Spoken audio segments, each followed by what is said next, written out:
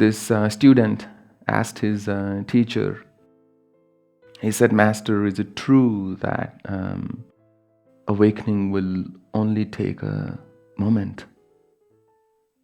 Master said, "Without a doubt. It'll only take a fraction of a second. When it happens, boom, it happens." So why all this meditation and praying and all the vinaya, the moral code of conduct and the rest? What is the sense in that if it's only going to take a moment? Why staying up at night and praying? Why getting up early in the morning? All that. And the master said, well, precisely that's why. So when that moment comes, you're not sleeping.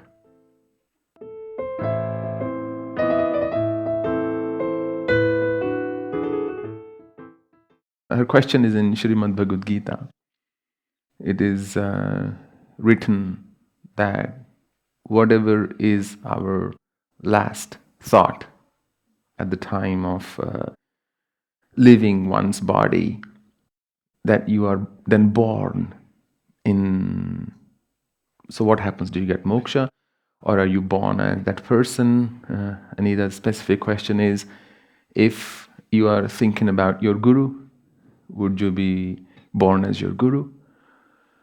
Hopefully not, but or would you gain moksha, right? I think Krishna says, "Antakale cha mameva swananukta kalevram saparyati samadabhavam nasti yatra sanshaya." इसमें कोई संशय नहीं है कांते. There is absolutely no doubt that the one who meditates on me at the time of leaving their body is that they will merge in me. Yam yam yapi swaranam bhavam tyajatyante kalevram tam tamaviti kante sada tad bhav bhavita. That if you, whatever sentiment and thought you are firmly established in, when you give up your body or your body gives up on you, either way, that you will be born in that sentiment, you will be born in that bhav. So would you be reborn as that person? No. Would you gain moksha? Yes, depends what you are meditating on, depends who you are meditating on.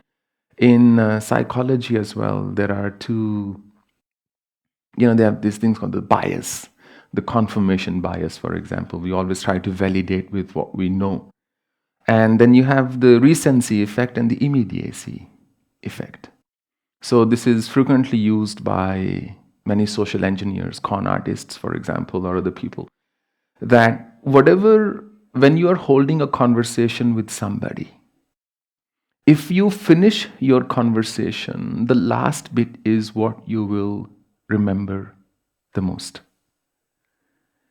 And if your conversation is interrupted in between, the beginning is what you will remember the most.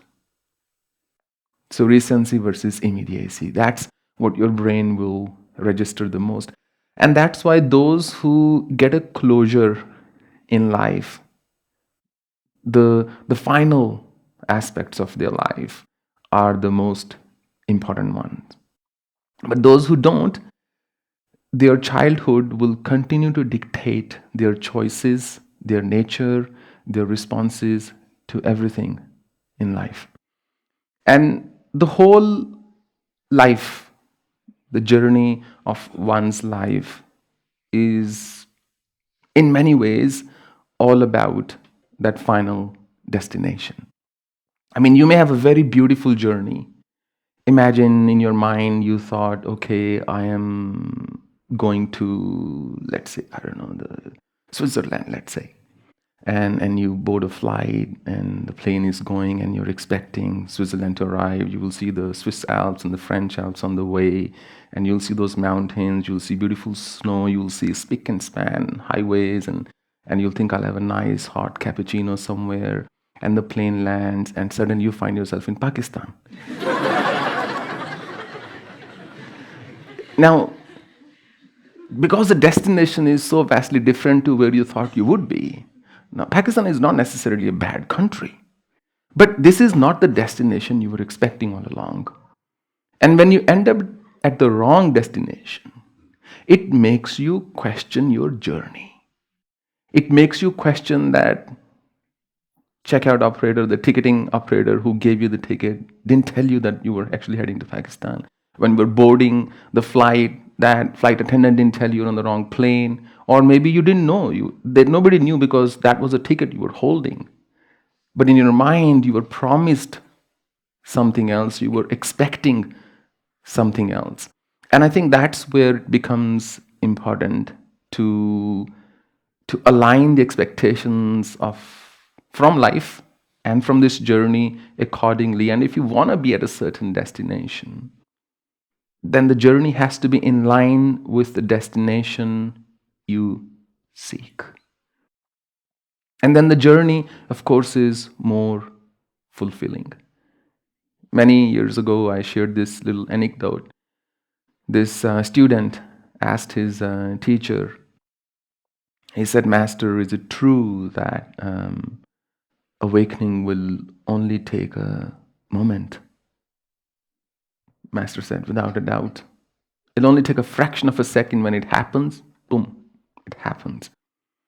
So why all this meditation and praying and all the vinaya, the moral code of conduct and the rest? What is the sense in that if it's only going to take a moment? Why staying up at night and praying? Why getting up early in the morning? All that. And the master said, well, precisely that's why. So when that moment comes, you're not sleeping. When that moment of awakening comes, your eyes are not closed. So all of this is training for that final moment. And that's where sadhana is, or that's where one's journey of how one has lived one's life.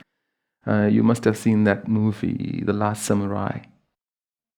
So in the end, when he goes to the emperor of Japan saying, talking about this samurai, so the emperor says, "Okay, tell me how he died."